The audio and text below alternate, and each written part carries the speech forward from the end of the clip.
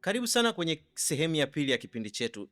Sehemu ya kwanza tulizungumzia kuhusiana na jinsi ambavyo unaweza ukatumia ubongo kuweza kufungua mlango wa kuingia katika ulimwengu wako wa ndani, lakini tulizungumzia introduction ya kile kitu ambacho tunazungumzia. Leo tunaingia deep zaidi. Kama wewe hujafuatilia sehemu ya kwanza, tulizungumzia kwamba ubongo umegawanyika katika sehemu mbili, ambaye ni left hemisphere na right hemisphere. Hicho ndo kitu cha kwanza ambacho tulizungumzia, lakini pia tulisema kwamba ubongo wa kulia unatusaidia kuwasiliana na ulimwengu wa ndani kwa kutumia hisia, lakini pia ubongo wa kushoto unatusaidia kuwasiliana na ulimwengu wa nje kwa kutumia logic. Lakini pia kitu kingine ambacho tulizungumzia katika kipindi cha kwanza, tulisema kwamba spiritualist, tukasema musician, tukasema artist, pamoja na watu ambao wanafanya mambo ya creativity, hawa wote wanatumia hisia, kwa hiyo wanatumia ubongo wa kulia. Lakini pia tulizungumzia wanasayansi, tukazungumzia watu wa mahesabu, tukazungumzia watu wa biashara pamoja na vitu vingine, watu ambao wanapenda mambo ya mahesabu na vitu vingine, tukasema hawa wanatumia logic au wanatumia reason. Kwa hiyo hawa wanatumia zaidi ubongo wa kushoto kuweza kuoperate kufanya kazi zao. Lakini pia tukasema ubongo wa kulia ni ulimwengu wa ndani, ubongo wa kushoto ni ulimwengu wa nje. Nadhani hapo tuko vizuri kabisa. Lakini pia kuna kitu kingine ambacho nilitaka tuweze kukizungumzia katika sehemu hii ya pili. Kama wewe ni mtu wa dini, unafahamu kabisa kwamba imani yetu inatuambia kwamba ulimwengu wa nje ni dunia ambaye ni makazi ya shetani, na ulimwengu wa ndani tumepafananisha na mbinguni ambayo ndiyo makazi ya Mungu. Lakini nataka nikueleweshe kitu ambacho kidogo kiko deep zaidi. Katika elimu ya kiroho, wale ambao wameingia deep zaidi wanaamini kwamba kuna ulimwengu wa kimwili, kuna ulimwengu wa kiroho, lakini pia kuna ulimwengu wa giza, ambaye huu ulimwengu wa giza kuna watu wengine ndio wanaita jehanamu pamoja na vitu vingine, lakini ni ulimwengu wa giza. Ulimwengu wa giza ni nini? Ulimwengu wa giza ni ile sehemu ambayo trauma, hofu, msongo wa mawazo pamoja na vitu vingine vinaenda kukaa, na zile trauma ambazo zinakusumbua, zile hofu, zile hasira pamoja chuki na vitu vingine, vile vitu ambavyo vimejificha ndani kutokana na matukio ambayo umeyapitia au kutokana na trauma ambazo umezipitia utotoni, vile vitu vinafahamika kama shadows. Kwa hiyo hizi zinafahamika kama shadow, na shadows zinaishi wapi? Zinaishi katika ulimwengu wa giza ambao umejificha ndani ya ufahamu wako wa ndani. Kwa hiyo nadhani hiyo ni kitu ambacho tumekiweka vizuri kabisa. Lakini pia kuna kitu kingine ambacho nitaka tuweze kukizungumzia kuhusiana na hizi shadows. Hizi shadows ambazo tunazizungumzia au ulimwengu wa giza ambao tunauzungumzia, sio mahali ambapo tunasubiri kwenda siku ya mwisho. Hapana. Kwa mfano wewe ukiwa kwenye trauma, yale maumivu ambayo uko ndani, ule ulimwengu ambao uko ndani ambao umechanganyikana na maumivu pamoja na vitu vingine, ile hofu pamoja na vitu vingine ambavyo vipo ndani yako ambavyo vimeambatana na maumivu ambao vinakusababishia maumivu, tunasema vile hivyo vitu ni shadows.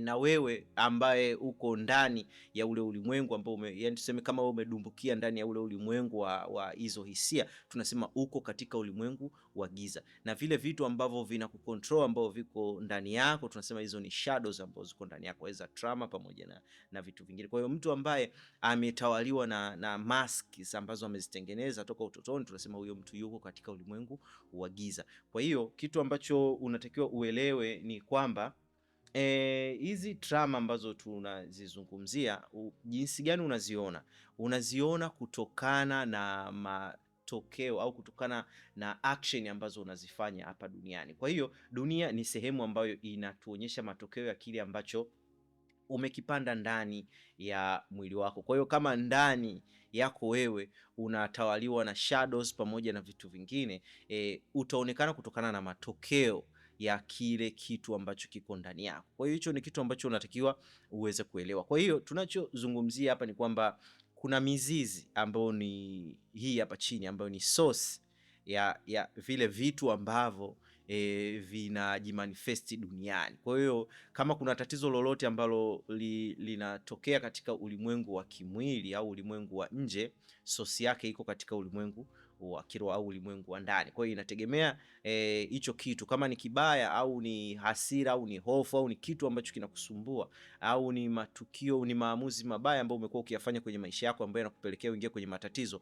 Maana hicho ni tuseme vitu vinavyokusababisha uweze kuwa na hisia hizo. Hivyo vitu tunasema ni shadows au ni kumbukumbu mbaya au ni emotion ambazo umezihifadhi ndani yako ambazo zinapelekea hizo uwe mkatili pamoja na vitu vingine. Kwa hiyo ule ukatili au yale matokeo mabaya ambayo yanajionyesha katika ulimwengu wa kimwili, sababu yake au chanzo chake ni ulimwengu wa kiroho au ulimwengu wa ndani. Kwa hiyo ili uweze kusolve matatizo hayo ni lazima uweze kuingia ndani ya mizizi ili uweze kujua source ni nini, ili uweze kuangalia ni shadows zipi ambazo zimepelekea uweze kutoa matokeo hayo ambayo unayatoa hivi sasa. Kwa hiyo kama kila siku maisha yako yanajirudia vile vile, ni kwa sababu kuna kitu ambacho ndio source ambacho bado hujaweza kukigundua. Unajaribu kusolve matatizo ya nje, lakini source yake bado inakuwepo. Kwa hiyo matatizo yale yataendelea kuwepo. Kwa hicho ni kitu kingine ambacho tukizungumzia kiko deep zaidi, lakini leo nataka tuzungumzie jinsi ubongo ambavyo unafanya kazi na jinsi unaweza kutumia ule ubongo kuweza kufungua ufunguo wa ulimwengu wako wa ndani. Kwa hiyo hichi ni kitu cha msingi kabisa. Kwa hiyo ndani yako wewe kuna ulimwengu wa kiroho, lakini ule ulimwengu wa kiroho kuna ulimwengu wa kiungu na ulimwengu wa giza ambao vyote viko ndani yako.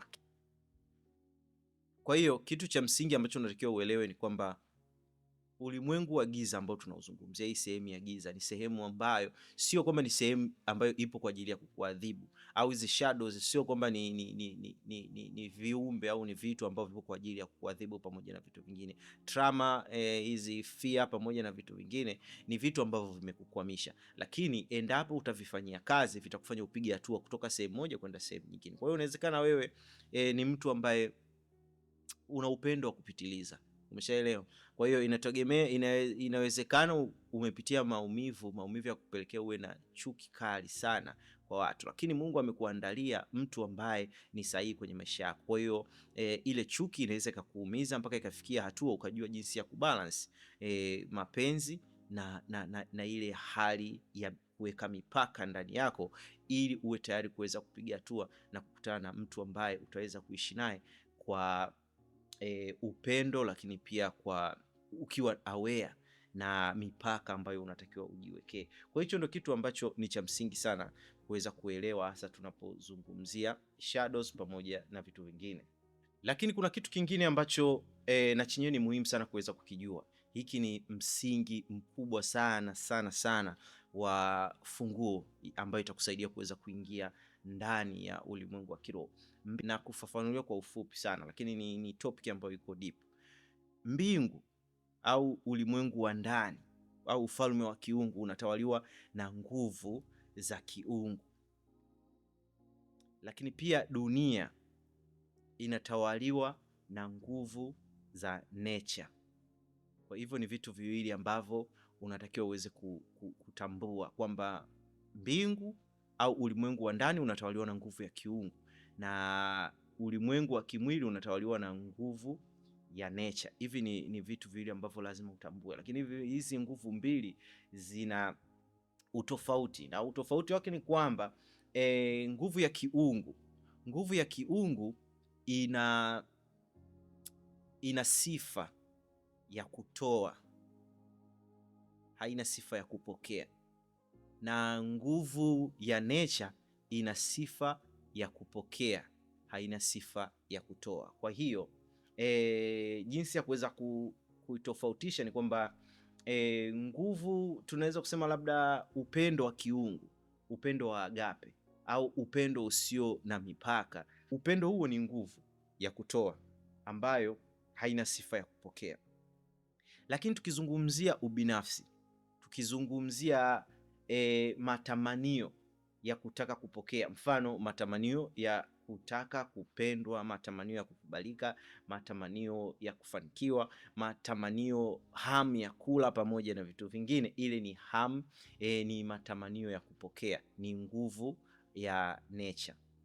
Hizo ni vitu viwili ambavyo unatakiwa uelewe. Kwa hiyo tutaingia deep zaidi baadaye, lakini kwa sasa nataka uelewe hivyo. Kuna nguvu ya kupokea na nguvu ya kutoa. Lakini mwanadamu kama mwanadamu sisi tuna uwezo wa kucommunicate na nguvu ya kiungu, lakini pia tuna uwezo wa kucommunicate na nguvu ya kiroho, ikiwa na maana kwamba tuna uwezo wa kupokea pamoja na uwezo wa kutoa. Kwa hiyo tuna nguvu ya kiungu pamoja na nguvu ya nature. Hiyo ni vitu viwili ambavyo binadamu, hicho ndio kitu pekee ambacho binadamu kinamtofautisha na mnyama.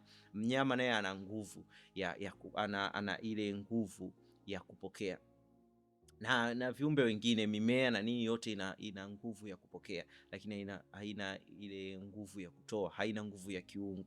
Kwa hiyo ni kitu gani ambacho kinatokea? Mfano, nguvu ya kiungu ni nguvu ya kutoa. Sisi wanadamu ndani yetu ikazaliwa nguvu ya kupokea. Hiki ndicho kitendo kilichosababisha binadamu na Mungu kuwa na mipaka kati ya Mungu na mwanadamu, ikiwa na maana kwamba sheria za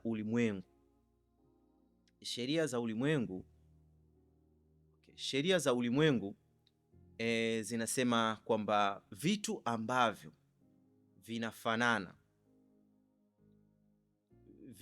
vina attract, yani vitu ambavyo vinafanana vinasogeleana au vinakuwa kitu kimoja, na vitu ambavyo vinatofautiana properties zake vinaachana au vinatengana. Hiki ndicho kitu ambacho kilisababisha baada ya mwanadamu kula tunda au baada ya mwanadamu kuamsha ile nguvu yake ya ndani ya kupokea, ilisababisha hata Mungu alivyoenda katika bustani ya Eden hakuweza kuwaona Adamu na Hawa, akawa anauliza mko wapi? Kwa sababu hamko pamoja na mimi, kwa sababu properties zenu na properties zangu ni vitu viwili tofauti ambavyo vimesababisha mimi na nyie tuweze kutengana. Ni kitu gani ambacho kimefanyika pamoja na vitu vingine? Hiyo ni story ambayo tutaingia deep baadaye, lakini kitu hicho nataka uweze kuelewa kwamba ili uweze kuwa karibu na Mungu lazima properties yako ya ndani iwe ni sawasawa na properties ya Mungu au property ya kiungu, ikiwa na maana kwamba ndani yako kunatakiwa kuwe na nguvu ya kutoa ili nguvu yako na nguvu ya kiungu ziweze kufanana, ili ziweze kukaribiana. Si kitu kama hicho, umeshanielewa? Ikiwa na maana kwamba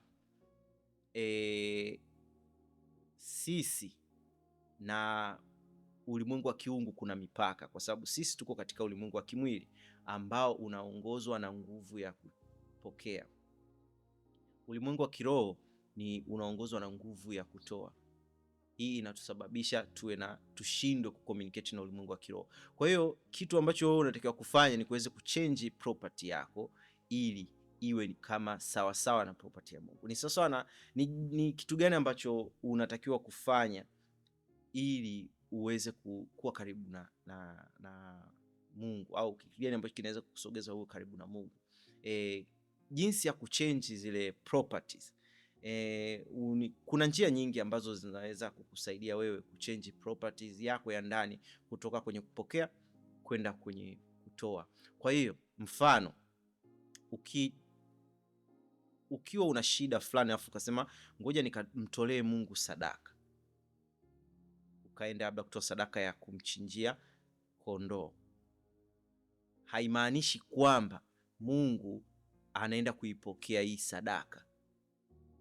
Hapana. Ila kitendo cha kuchinja, kitendo cha kumtolea Mungu, unaenda kutengeneza kitu ndani yako, unaenda kubadilisha property ambayo iko ndani yako. Property ya kupokea unaenda kuibadilisha iwe property ya kutoa, iwe ni nguvu ya kutoa. Kwa hiyo kitendo cha kutoa, unaenda kutengeneza kitu ndani yako ambacho kitaumba nguvu, kitaamsha ile nguvu ya kutoa ndani yako, ambayo itakusababisha wewe na Mungu uwe karibu na Mungu. Unapokuwa karibu na Mungu na unapopeleka maombi yako, ndipo pale ambapo maombi yako yanafanya nini? Yanapokelewa. Kwa hiyo ndani yetu kuna hizi hali mbili, ile hali ya kutoa na hali ya kutaka kupokea.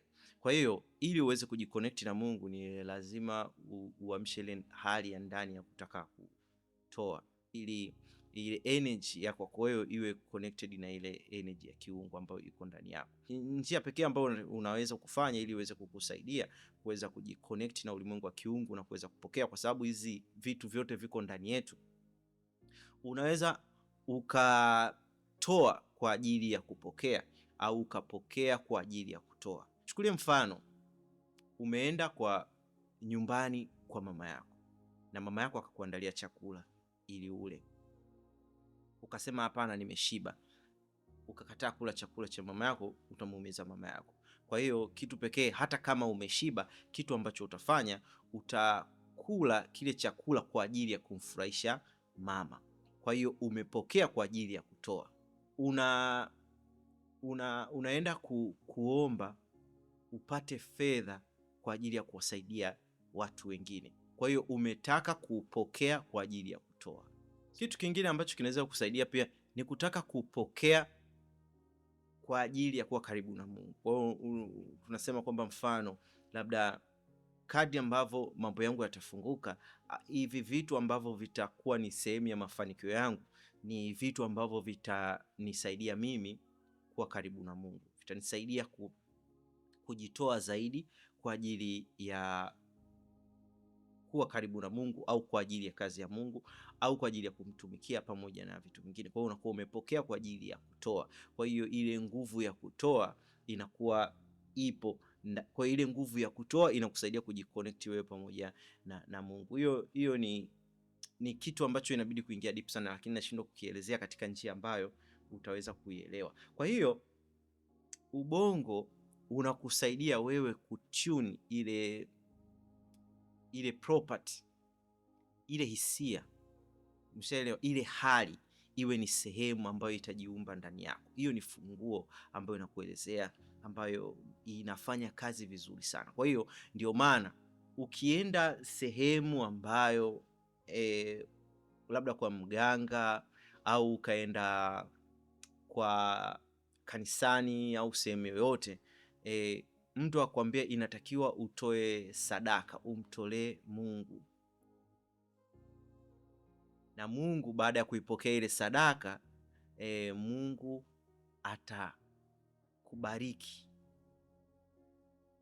Lakini kitu ambacho unatakiwa kuelewa ni kwamba ile sadaka hauitoi kwa ajili ya Mungu, unaitoa kwa ajili ya nafsi yako. Ile sadaka au yale maumivu ya ile sadaka yatakufanya utengeneze ile property, utengeneze ile hali ya kutoa, uiamshe ile hali ya kutaka kutoa au ya kutaka kujitoa ambayo iko ndani yako. Hicho ndio kitu cha msingi. Kwa yale maumivu ya kutoa ndio yataumba ile nguvu, hisia ya kutoa. Ile hisia ya kutoa ndio itakayo kuconnect na nguvu ya kiungu, na ile nguvu ya kiungu ndio itaenda kutekeleza kile kitu ambacho unatamani kiweze kutokea ndani ya maisha yako. Kwa hiyo wale watu ambao wanatamani tu kupokea, wanatamani tu nini, si ndio? Huwa mara nyingi sio watu wa kufanikiwa, walafi tunaweza tukasema, au pamoja na vitu vingine, sio watu wa kufanikiwa, sio watu wenye bahati. Bahati haiji kwa yule mtu ambaye ana pressure, au kuna yule mtu anasema bwana, kitu ambacho nakitamani au natamani kukipata sikipati, lakini kile kitu ambacho sina tamaa ya kukipata, sina mizuka nacho, ndio kitu kinakuja. Au natamani kuwa na mwanamke wa aina fulani. Yaani ile tamaa jinsi ilivyokubwa inakupelekea kile kitu uweze kukikosa. Kwa sababu gani? Kwa sababu ile hali ya matamanio ya kutaka kupokea inakutenganisha na nguvu ya kiungu. ile hali ya kutaka kupokea. Kwa hiyo unapoenda kumlilia Mungu kila siku, unamwambia nataka kitu fulani, unaonyesha matamanio ya kutaka kupokea, yanakupelekea kuweza kushindwa kujiconnect na ulimwengu wa kiungu. Sijui kama unanielewa hapo, ikiwa na maana kwamba kinachoweza kukusaidia wewe kuweza kupokea. Kwa hiyo kuomba ni kitu ambacho kinawezekana, kila mtu anaweza kuomba, lakini kupokea ndio inapokuja tatizo. Wale ambao wanajitoa sana ndio watu ambao wanabarikiwa zaidi, sio kwa sababu Mungu anaona zile baraka ambazo wale wanazitoa. Hapana, ni kwa sababu ndani ya ubongo wake anaji-align na ile nguvu ya kiroho ambayo inamsaidia aweze kupokea. Nadhani hiyo kitu ni ngumu sana kuweza kufafanulia vizuri, kwa sababu inahitaji mifano mingi sana, lakini leo nilitaka kuonyesha kwamba kinachoweza kukusaidia wewe kufanikiwa ni jinsi ambavyo utaweza kutune ubongo wako. Kwa hiyo ni funguo. Kwa hiyo unaweza ukaisearch, unaweza ukatafiti, ukafanya vitu vingine, ukajua unapoenda kutoa kafara, unapoenda kutoa sadaka, unapoenda kufanya nini, inatakiwa uwe na ujitune mind yako, kwamba sio kwamba unaenda kumpa Mungu, unaenda kumbribe. Hapana, unaenda kuamsha kitu ambacho kiko ndani yako, unaenda kuamsha ile hali ya kutaka, ya kutamani kutoa bila kujinufaisha wewe. Kwa hiyo ndo kitu ambacho naweza nikasema kwa leo nilitaka kuweza kukigain. Kwa hiyo njia pekee ya kuweza kupokea nguvu za kiungu ni kwa ajili ya kutoa kwa ajili yake, au kwa ajili ya kujitoa kwa ajili yake, au kwa ajili ya kujitoa kwa ajili ya watu wengine, au kwa ajili ya kutoa ili uweze kupokea. Kwa hiyo unaweza ukatoa kwa ajili ya kupokea, au unaweza ukapokea kwa ajili ya kutoa, pamoja na vitu kama hivyo. Kwa hiyo watu wanaotoa sadaka wanabarikiwa sana. Kwa sababu gani? Kwa sababu wanatengeneza ile hali ndani yao ambayo inawasaidia waweze kujiconnect na nguvu ya kiungu na kuweza kusikiwa maombi yao. Nadhani kwa leo ni tuishie hapo. Nadhani kuna kitu umepata. Sitaki kuchanganya sana, lakini sehemu ya 3 tutaingia deep zaidi ili uweze kuelewa kile ambacho nakizungumzia hapa. Karibu sana Tricod Media. Endelea kusubscribe, kulike, kucomment na kushare. Kwa wale ambao wanataka video za nyuma, ingia Tricod TV.